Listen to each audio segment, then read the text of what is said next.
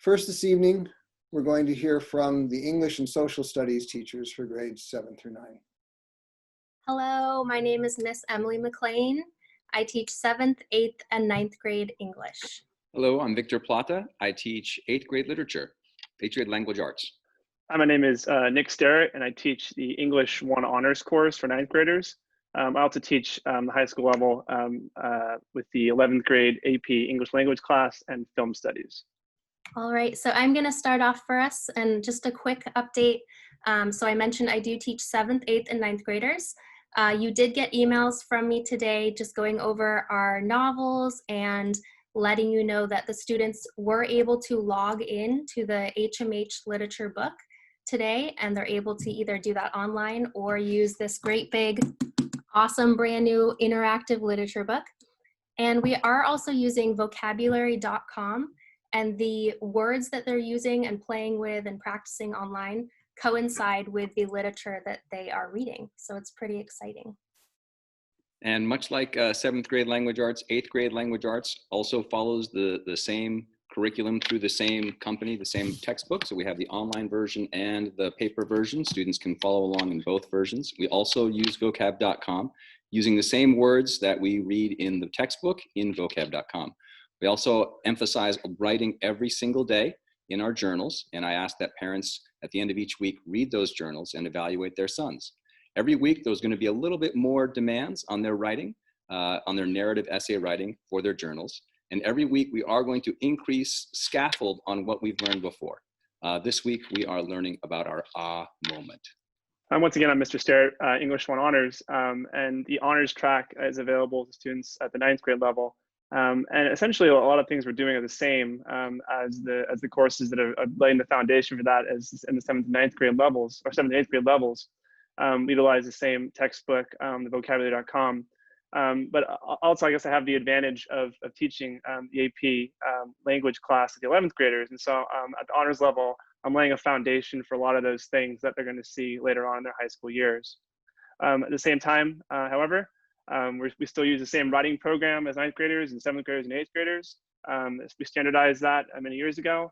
We know that the students that go through our junior high and 9th grade are all speaking the same language. We collaborate regularly with history. Mr. Plata has the luxury of being in both departments. And so they're really writing in the same way in English and in social studies as well. So Mr. Plata, as Mr. Sterrett mentioned, you also teach social studies at this level. Can you talk a little bit about that class?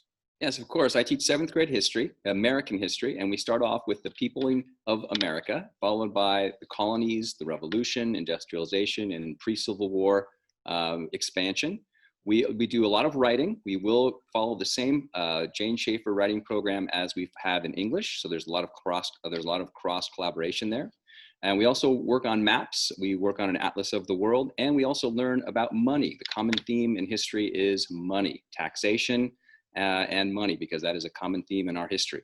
So those are big themes that you can expect to hear about, and don't be surprised if your sons come home talking about GDP per capita.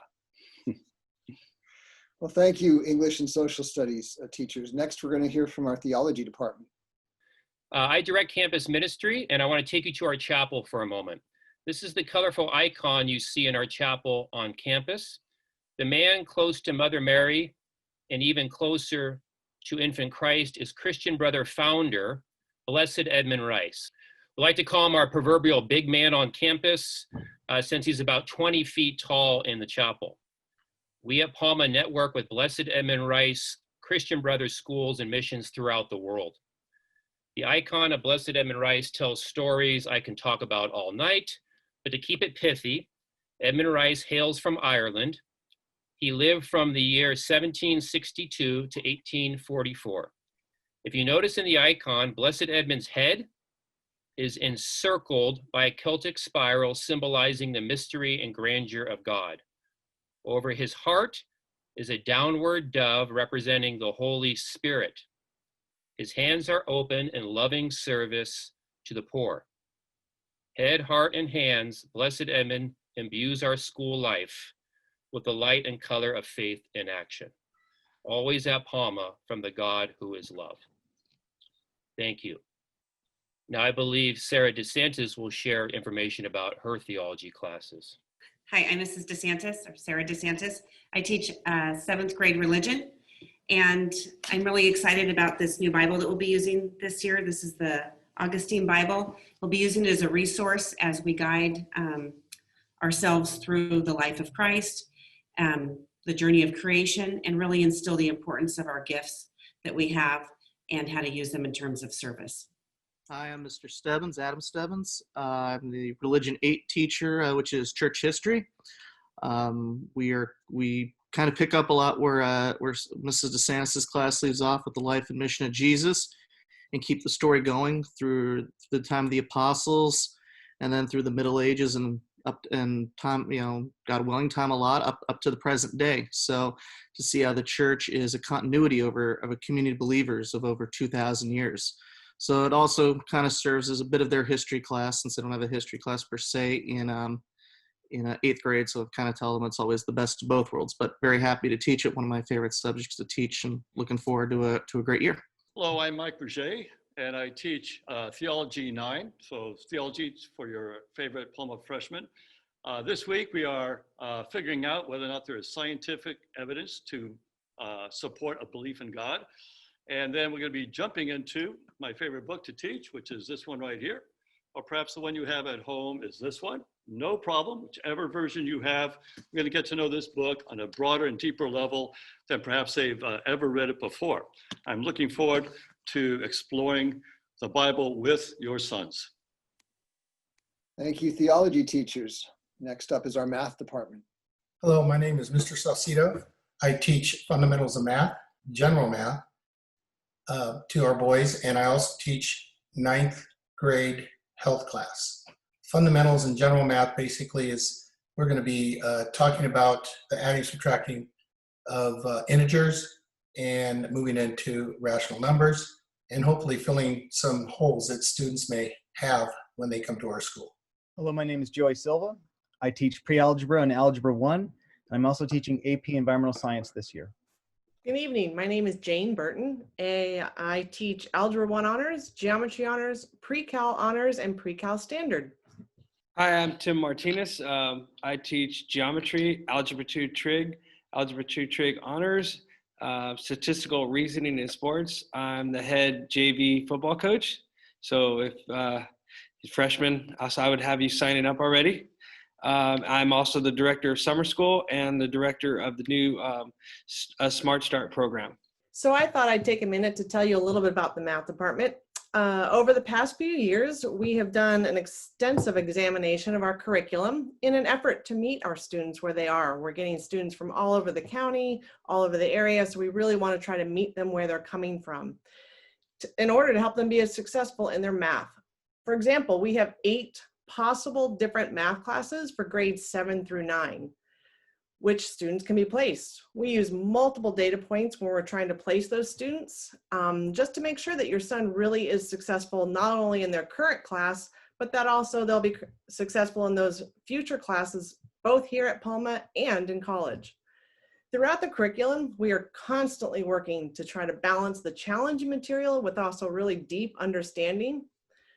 Since last spring, we've had to pivot many times and adapt the courses to create ways to help your son understand these really challenging mathematical concepts.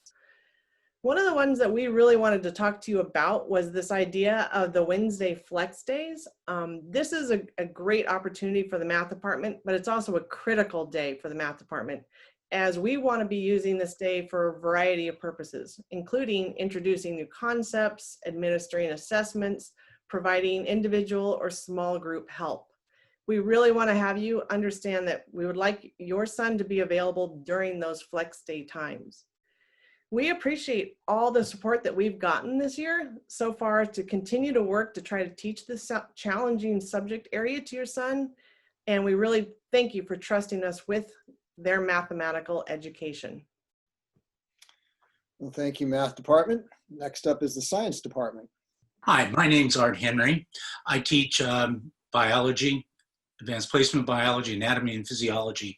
I'm also the department chair for the science department.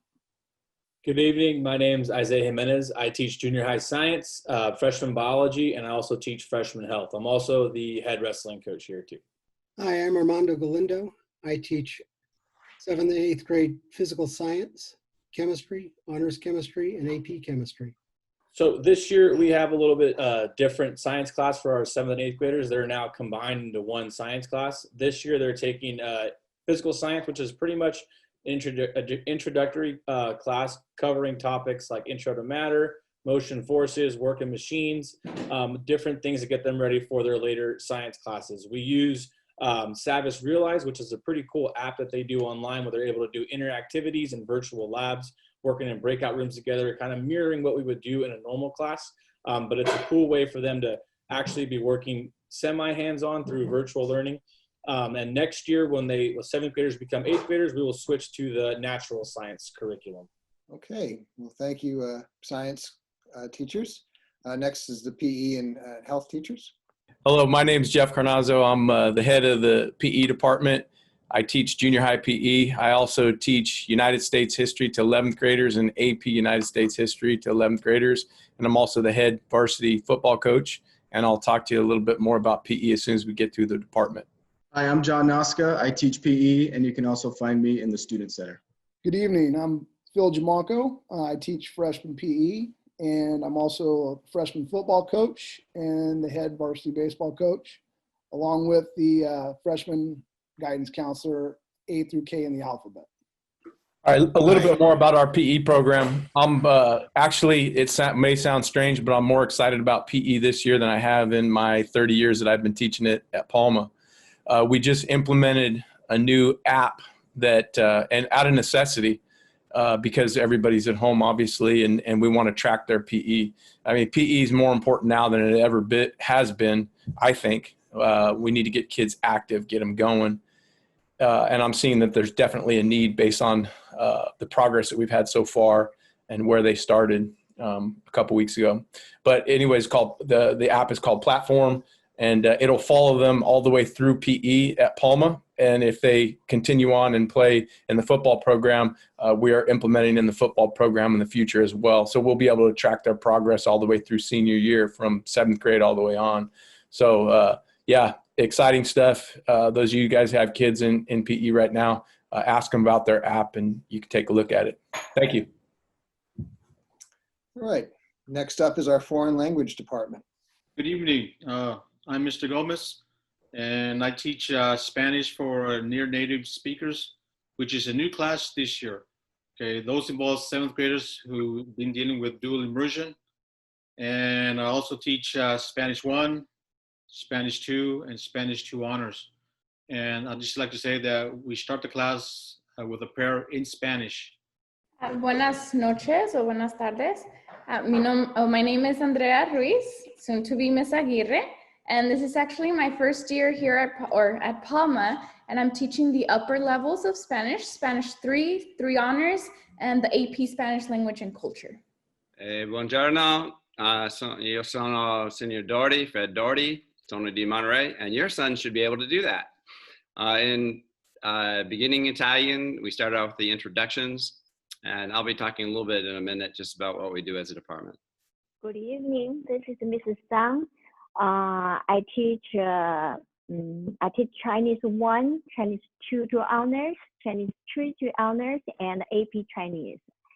My teaching is focused on build students' 4 skills, that is reading, writing, and listening and speaking.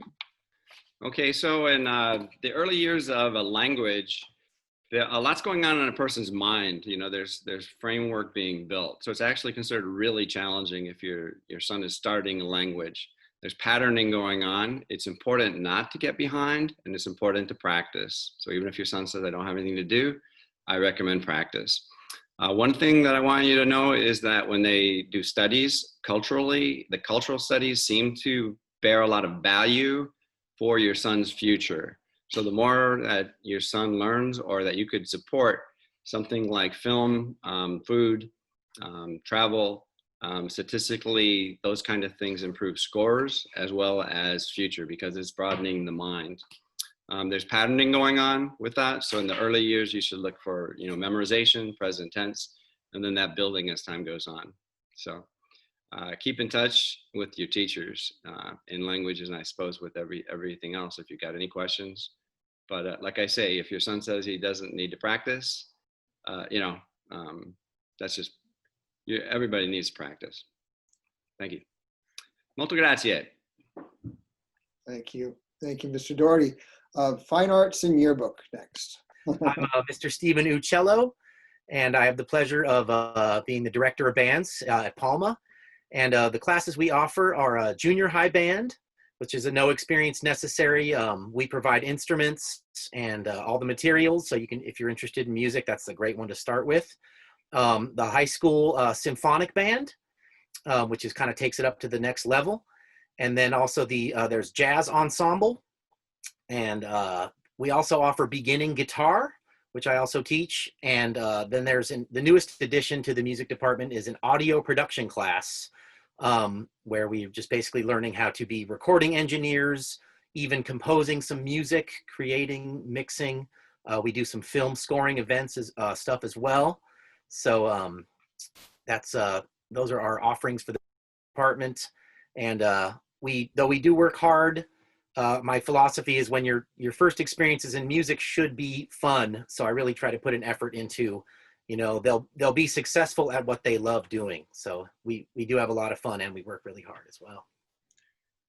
Some of those courses, Mr. Uccello, are dependent on enrollment requests. So while we don't actually have the junior high band running this year, if junior high students are interested in music, there are opportunities still to be part of the symphonic band program if they've got qualifications, or they can even reach out to you to discuss other opportunities. Is that correct?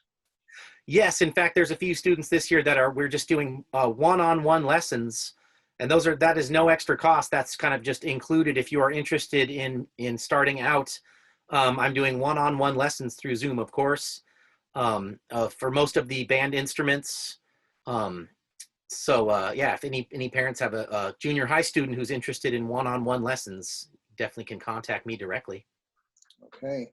And Ms. Pagliaro, both studio art and yearbook. Good evening, everyone. The first thing I'd like to talk about is the junior high art class that I teach. And then I'll say a few words about the high school art class for the 9th graders.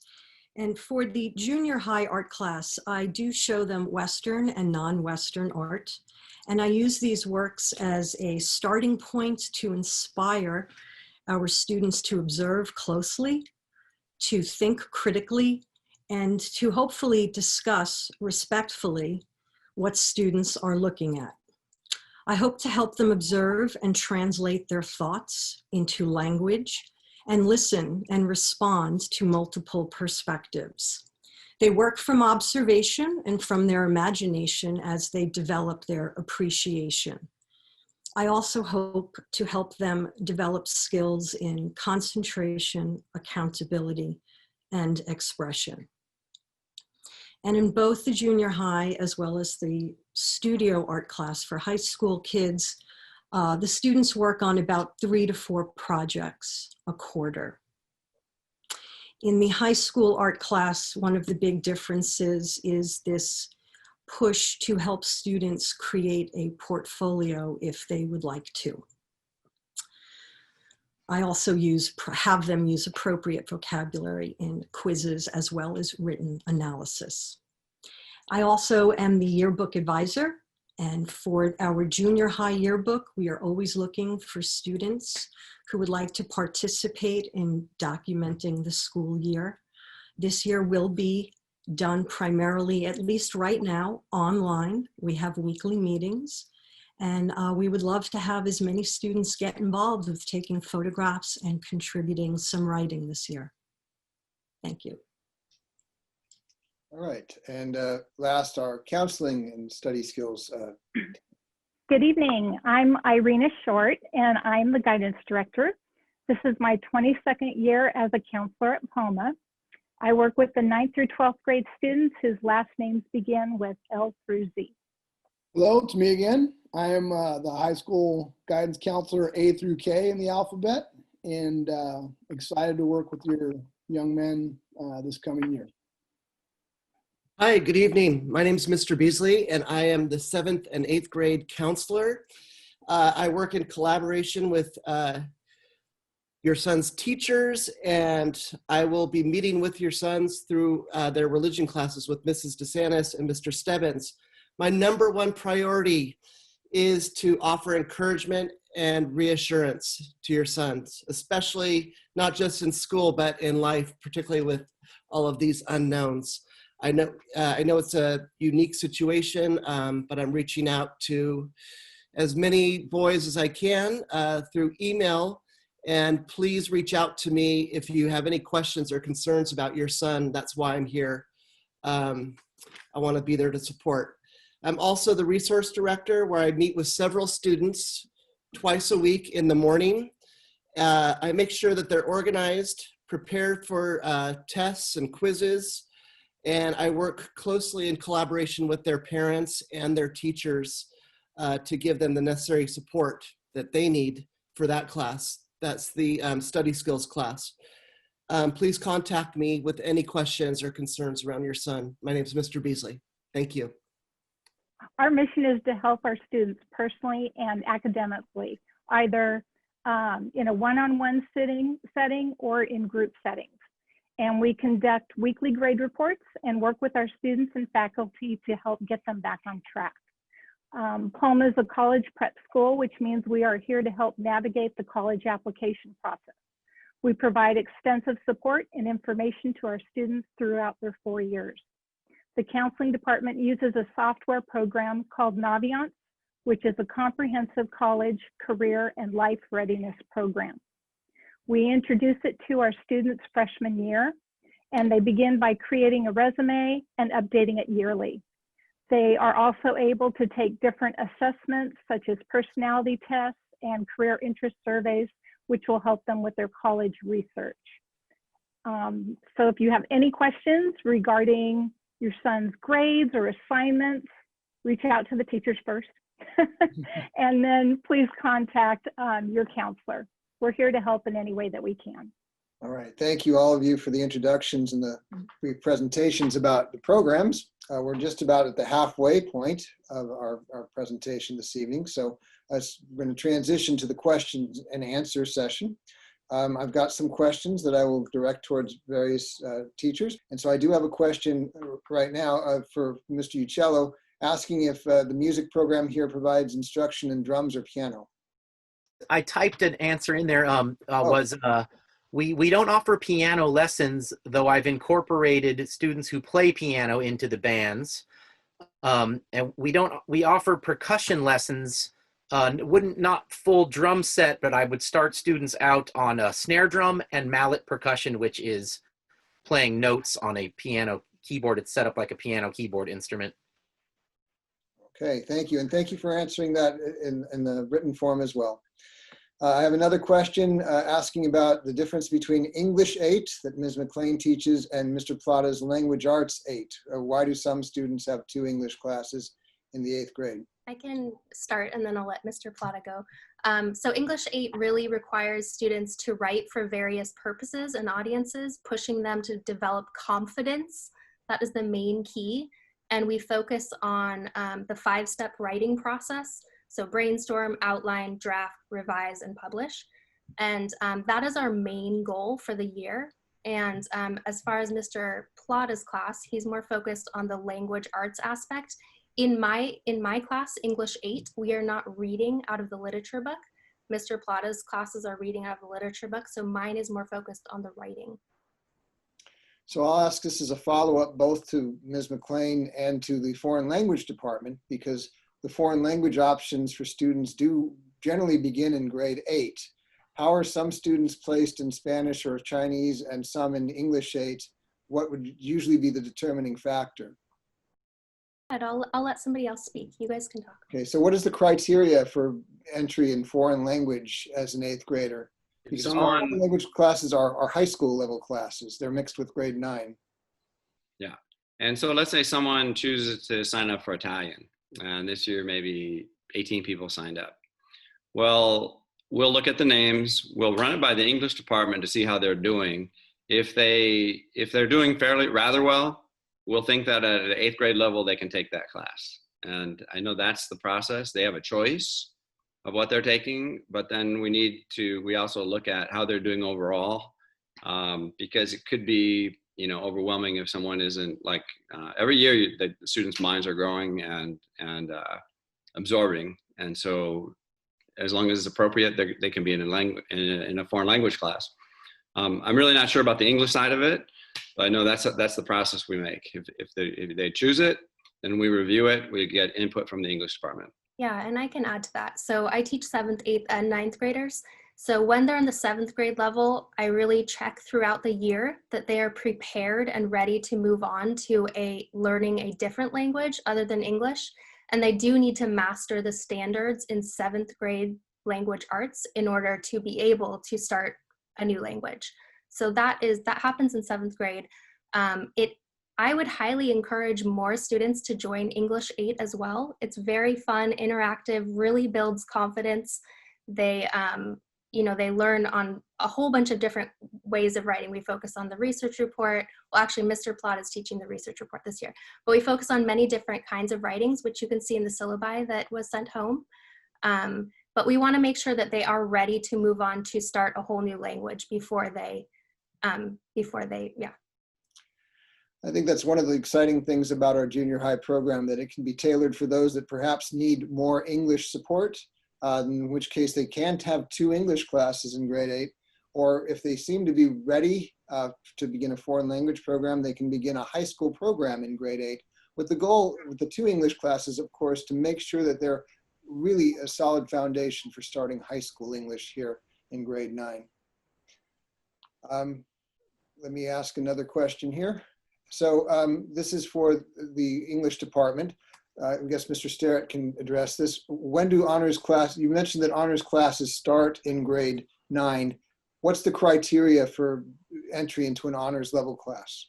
Actually, there are some math classes, I believe, that do have the 8th grade honors class too, but for English, I know as a 9th grade course starting. Generally, we're gonna look at those classes that Ms. McLean was talking about. If they're performing at a high level, if you're getting an A or a high B in a class, and we think that they're prepared for that honors track to move a little more quickly, then we recommend them for that class. We generally look at their final exam scores and writing samples, just to ensure that it's a good fit. Okay.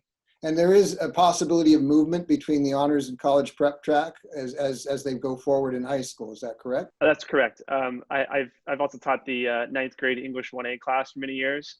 And I have a lot of students who will say, you know what, you really should be boosted up. And now as a 10th grader, move on to that honors track and then proceed on from there. So definitely there's some movement going both ways for sure. Let me ask a question of the theology department.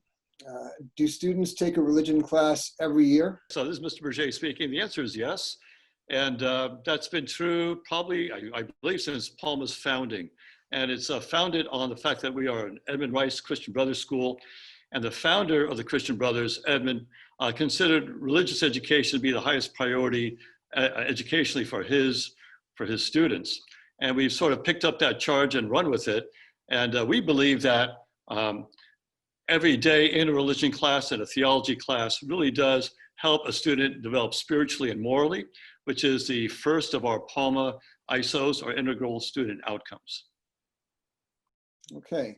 And we do have a number of students who aren't Catholic, though. They also take theology classes? The answer is yes.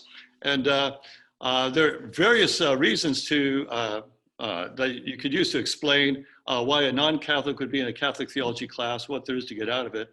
At the very, very least, the fact is for the rest of our lives, we'll be surrounded by the Christian faith, by the Catholic faith. It tends to be very much in people's awareness.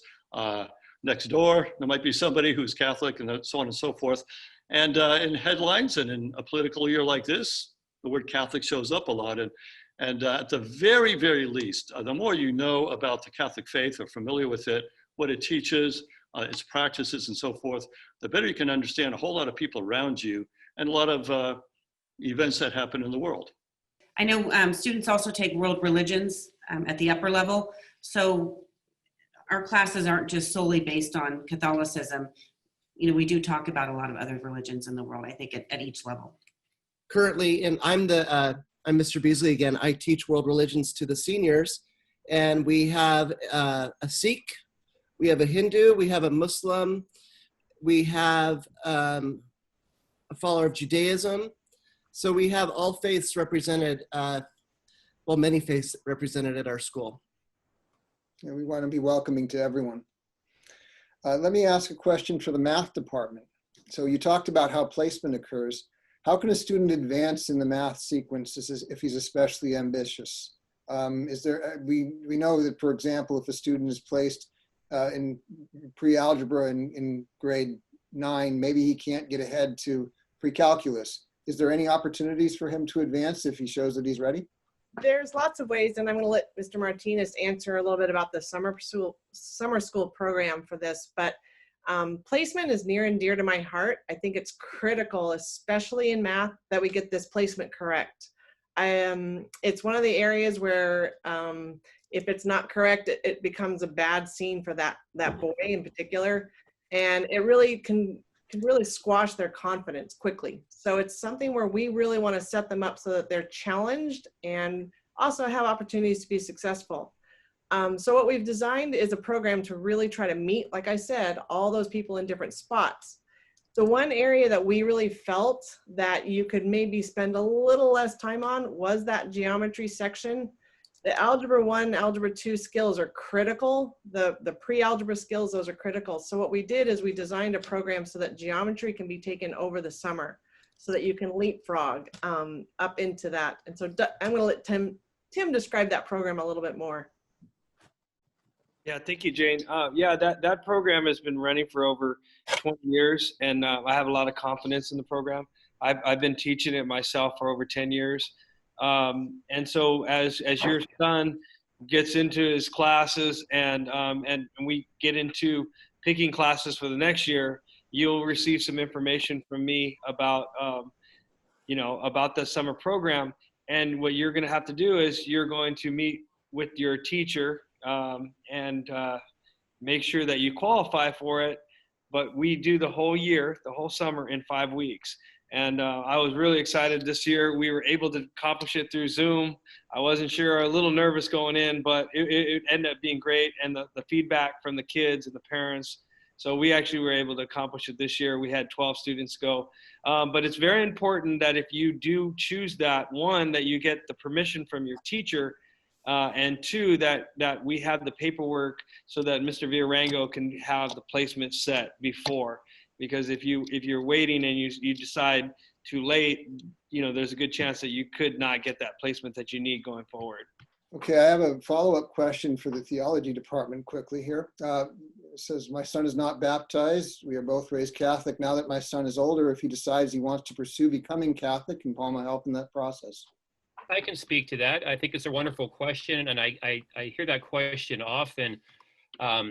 According to the norms of the diocese, we really need to refer people to their parish because that's usually an activity done through the parish speaking directly to the local priest. And we can arrange that meeting to happen. We have done that in the past. Our chapel does enjoy kind of robust life. We have had weddings in our chapel. We have a number of funerals in our chapel. We tend to work, though, with the local father, particularly for baptism. And a follow-up question we often get is holding confirmation. I get asked that often. Can we have confirmation at Palma, or can the education be done through Palma? And I would have to redirect you to the diocese. I think we might welcome that, but that's a decision for Bishop Garcia to make. But I guess the first step would be, in order to baptize, would be to work with a local priest at a parish. And if you need help making that happen, we can certainly do that, and we have done that in the past. It is a fact that, too, at Palma, there's all kinds of support a student can have to pursuing confirmation or baptism. There are a number of teachers on our faculty who've been asked to be a sponsor for a student who's looking to become confirmed, and even a godfather to a student who's looking to be baptized. So there's a lot of personal support we can give, as well as direct you to the place where those sacraments can be engaged. All right, thank you. I have a question for our science department. You mentioned that this year they're taking the physical science. Next year they're taking the life science. How does that work? It's going to be a mixed class of 7th and 8th graders next year as well? Yes, it will be. This year, the 7th and 8th graders are taking physical science. Next year, 8th graders go on into high school where they'll take biology, and incoming 7th graders and the being promoted 8th graders will take earth science and kind of a human biology class. Last year, we looked long and hard whether the skills that are needed any kind of order, this class before that class, really didn't. And most of the kids, whether they're in 7th or 8th grade, had the skills to handle both classes. So in order, well, the other part was to address another problem for the junior high kids, which was some of them, because we had so many required classes for them, were having trouble taking an elective or two. And this allowed the school and mostly your sons greater flexibility in order to take the classes that they would like to take. And we really don't anticipate, and I haven't heard of any problems yet with the classes together. I think one of the things that it also allowed us to do is make that far more discriminating math placement, because the math classes have mixed grade levels. We needed other classes opposite those to allow for that. And so having this integrated curriculum helps a lot, making sure that the students are able to be placed in their math classes. We actually spent hours, well, years, working on the coordination between the two departments. So it was great, the science department's response to our working to try to place kids in the right place with different varying skills, math skills. We have a huge wide range. So the science department really kind of, blended with us, and we really tried to coordinate programs so that we could meet those kids in different spots where they were. We've been very fortunate that the departments have met together. It's really allowed both departments to benefit from each other's knowledge and to kind of reevaluate what we're teaching and when we're teaching it. And it's really worked quite well. So I'll return to the question that's been posed by a couple of our attendees asking why 8th and 9th graders don't take a history class. Mr. Plata, could you talk about the history sequence in the social studies department? Or Mr. Carnazzo, I know you have some insights into that as well. Sure, I know that in place of history, we take religion, which has a very, very powerful historic component to it. I was just teaching today to my students that the reason that we even have the years that we have now, Anno Domini, the year of our Lord, the Catholicism is all around us, Christianity is all around us, it's intertwined in our culture. But I'll point to Mr. Cornazzo, because despite the fact that we don't teach history in those two classes, I think that if you look at an objective measure of our students' ability to relate to history and to understand history, you just have to look to Mr. Cornazzo's AP history results. So Mr. Cornazzo. Yeah, I mean, we get pretty high numbers. You can do some research and find out what our AP numbers are in the social studies department. So we have a really strong department. I don't think we lose much. And plus, I think Mrs. DeSantis hit on it too, is that a lot of the times their religion classes are getting into history. So I'll stand by our history department against anybody's history department, anywhere, anytime. They do continue with world history in grade 10, US history in grade 11, and then econ and government in grade 12. Rob, if I could add something to Go ahead, absolutely. The religion history aspect. So yes, there is no yes, I know there is no history class per se in 8th grade. They take you American history with Mr. Plott in 7th grade. I can tell you, even though, yes, my class is titled Religion 8, it's it is church history, and we do a lot of history. So the skill sets that are developed, like reading primary sources, looking at how events in the past in the church shape the world and affect the world today, not just as a community of believers, but as a general society, Western civilization, all that. We do cover a lot of that. So the skill sets that are needed in a social studies class whether you're with Mr. Plotter, when you get up to Coach Carnazzo, we certainly work on those in Religion 8. So the skill sets of research and critical analysis, primary source readings, we definitely do in Religion 8. So I would definitely say that our students are not lacking in the history, knowledge of history per se, and the ability to interpret and work in that field going forward in high school. We certainly do cover it well. I'd like to just add that in the English department, we are definitely going and dwelling into nonfiction a lot more. Ballad, letter from Birmingham Jail, and going into essays and a lot of nonfiction works, which, you know, collaborate with history. We have a question for PE. Mr. Carnazzo, you talked a lot about the excitement about the program, but how are students evaluated in this program? And how would grades be determined? That's a great question. Improvement and participation.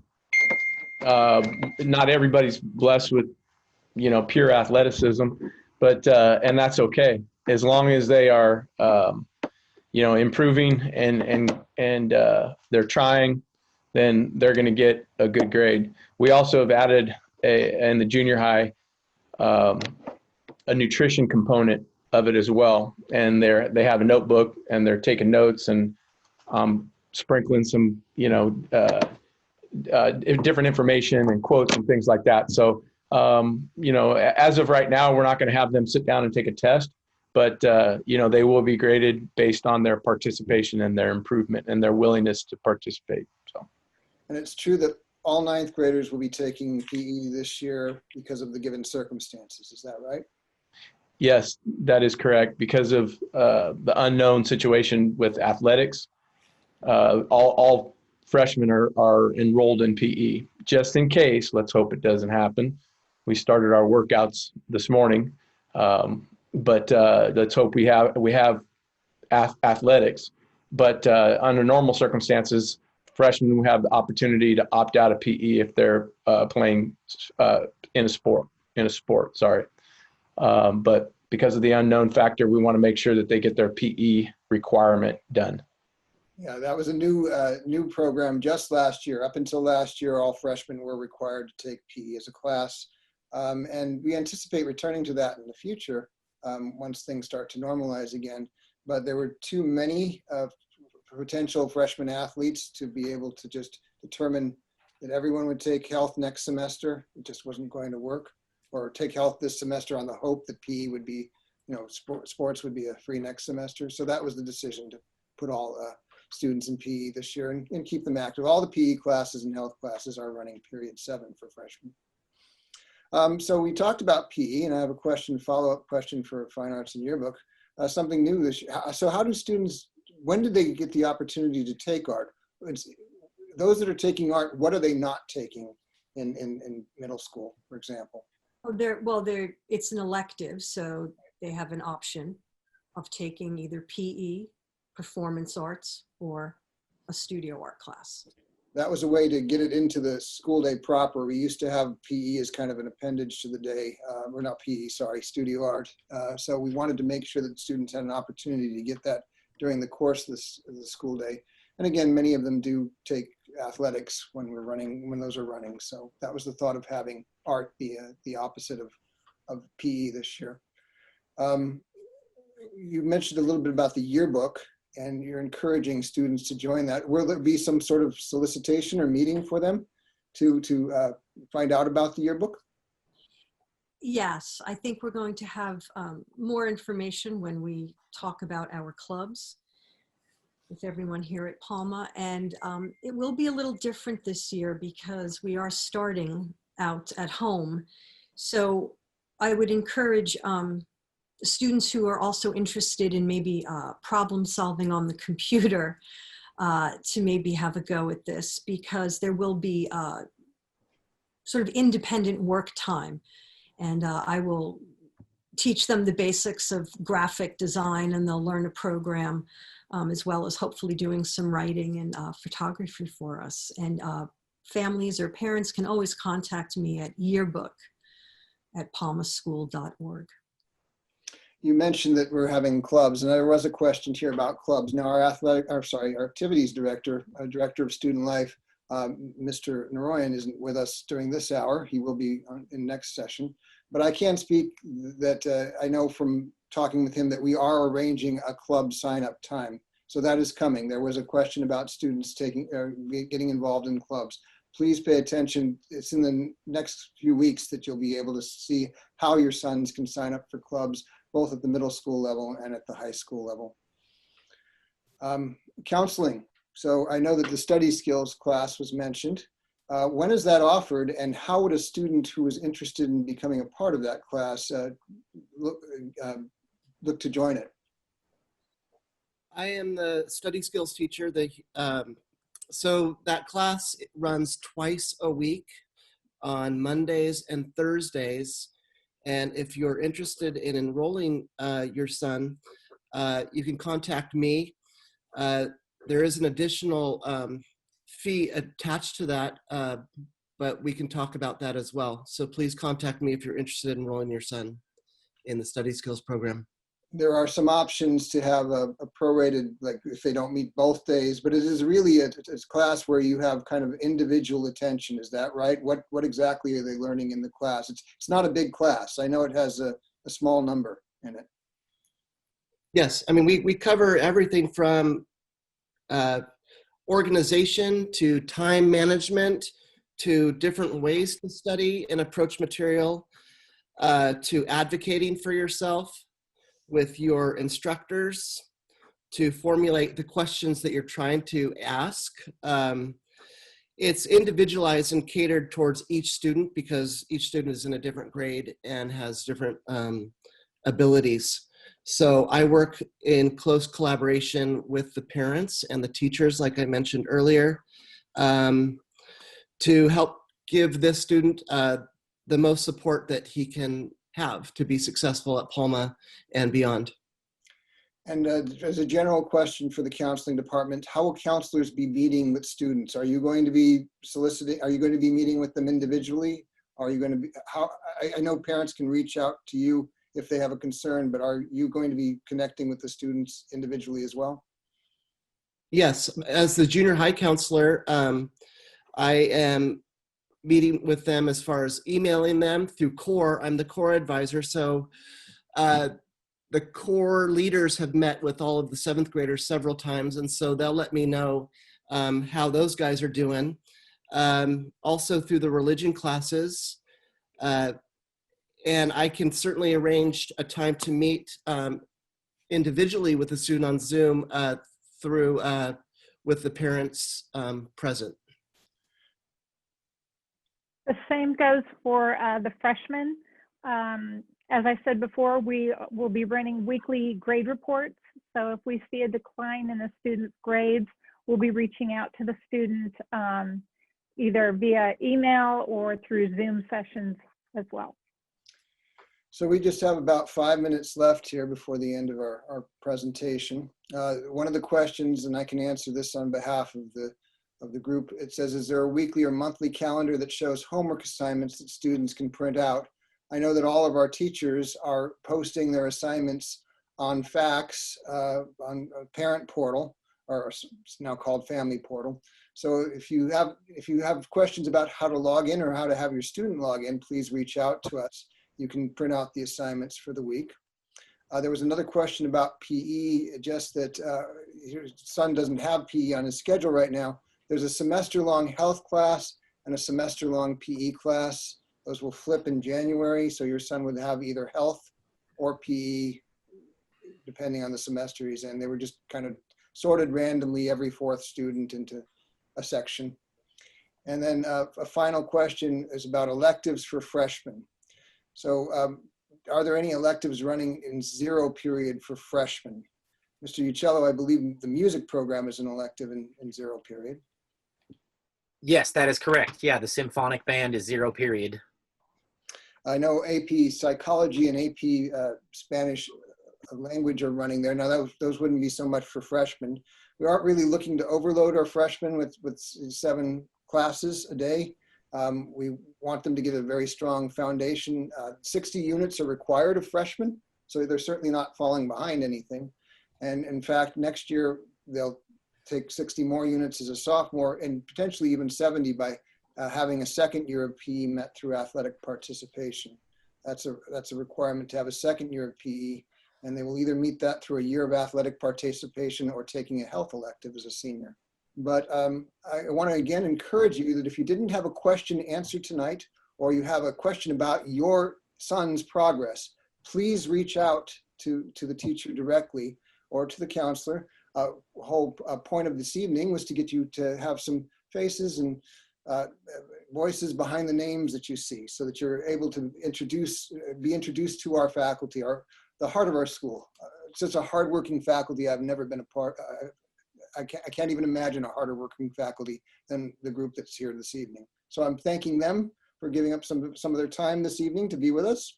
I'm thanking you for attending this evening, and I wish everyone a good night.